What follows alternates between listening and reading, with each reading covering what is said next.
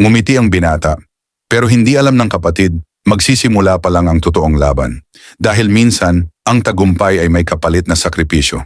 Kuya, sabi ng dalagita, hindi na ako mag-aaral. Maghahanap na lang ako ng trabaho sa lungsod. Ngunit mariing tumanggi ang kuya niya. Hindi ganun kadali makapasa sa exam.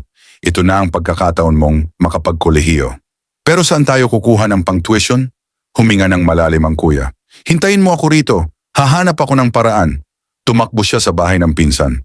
Pwede ba akong manghiram ng pera? Ngunit ang sagot ay galit. Wala kang kwenta. Umalis ka nga rito. Tahimik na sumunod ang kapatid at nasaksihan ang lahat.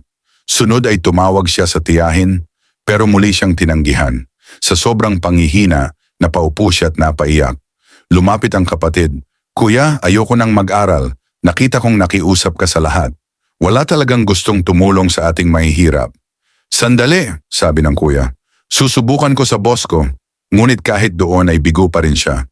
Hindi pa bayad yung una mong utang, sagot ng boss. Lumulutang ang isip niya. Walang direksyon, walang pag-asa. Biglang may tumawag sa kanya. Best friend? Paglingon niya, isang pamilyar na mukha. Ang kababata niya, kaibigan mula high school.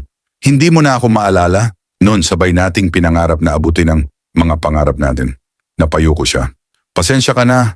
Ako ang naiwan. Ngunit ngumiti ang babae at iniabot ang isang ATM card. Kunin mo to. Nakita ko kanina kung gaano kakalungkot. Gusto ko lang tumulong. Pang-tuition ng kapatid ko ang kailangan ko. Alam ko.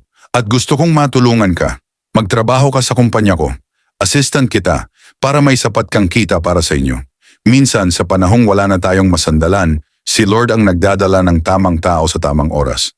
At sa kwentong ito, hindi iniwan ng tunay na kaibigan ang isa sa pinakaimportanteng bahagi ng buhay niya. May kaibigan na higit pa sa isang kapatid. Kawikaan chapter 18 verse 24. Kapag ang puso ay tapat, hindi ito nakakalimot, kahit gaano katagal ang lumipas. Kung naniniwala ka sa kapatid na handang magsakripisyo at sa kaibigang tunay na maaasahan, i-like mo ang video, i-share mo sa iba para sa mas marami pang ma-inspire sa kwentong may puso at pananampalataya.